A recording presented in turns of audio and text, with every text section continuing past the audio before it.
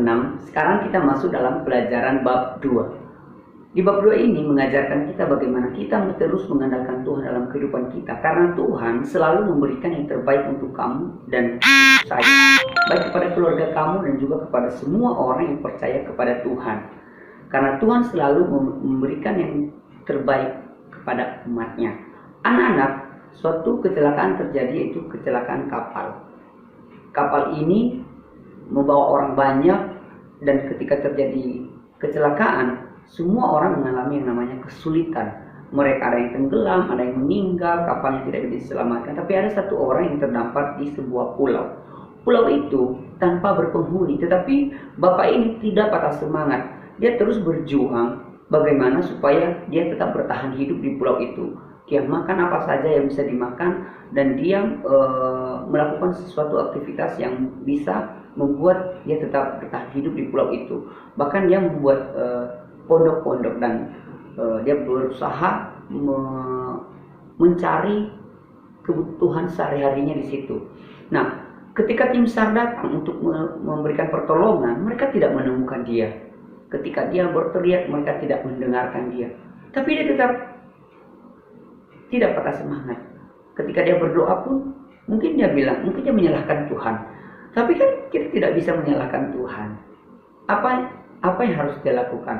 Nah, singkat cerita, di pulau tersebut, bapak ini yang terdampar tadi sudah memiliki gubuk yang bagus, tempat tinggal yang bagus yang sudah dia dirikan. Nah, suatu hari tempatnya itu kebakaran. Dia sudah marah sekali, dia sedih, dia tidak tahu berbuat apa lagi. Mungkin dia menyalahkan Tuhan, mungkin dia marah sama Tuhan. Tuhan, saya sudah terdampar di sini. Saya sudah tidak ditemukan lagi di sini. Kenapa rumah saya, kenapa gubuk saya harus terbakar? Tapi dia tidak tahu bahwa itu adalah cara Tuhan untuk menyelamatkan dia, yaitu membakar rumah itu. Ketika api itu semakin besar, ternyata datang lagi tim penolong atau tim SAR untuk mencari orang ini. Ternyata Tuhan punya rencana yang sungguh indah dalam kehidupan dia.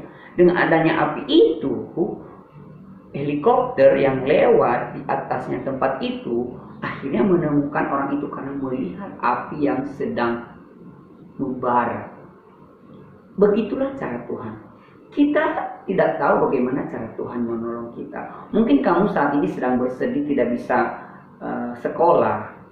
Kamu tidak bisa bertemu dengan teman-teman kamu. Tapi kamu tidak boleh menyalahkan Tuhan.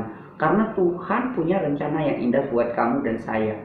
Ketika kita tidak dibolehkan untuk sekolah, itu kebaikan untuk kita supaya kita tidak terdampak penyakit yang sedang merajalela atau yang sedang melanda negeri kita, bahkan seluruh dunia yang dikenal dengan COVID-19. Jadi anak-anak, cara Tuhan menolong kita itu berbeda-beda. Ya, mungkin sekarang kamu disuruh tinggal di rumah saja, berdiam diri di rumah saja, dan itu adalah itu adalah rencana yang terbaik agar kita tetap sehat. Kita tidak boleh menyalahkan Tuhan dengan apapun. Kita tidak boleh marah sama Tuhan dalam bentuk apapun. Karena apapun yang terjadi semua atas izinnya Tuhan.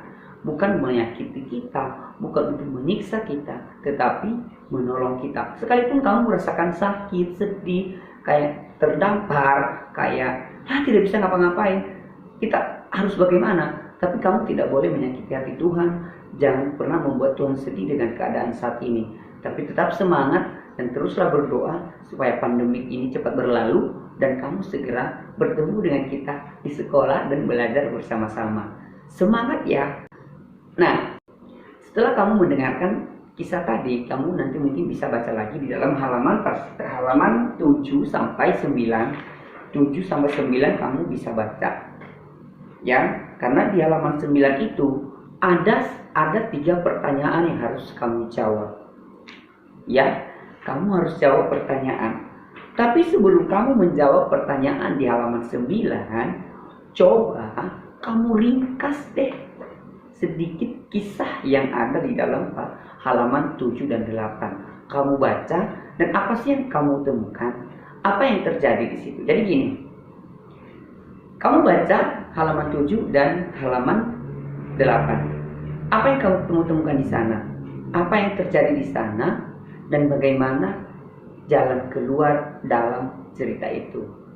Itu baru kamu kerjakan nanti.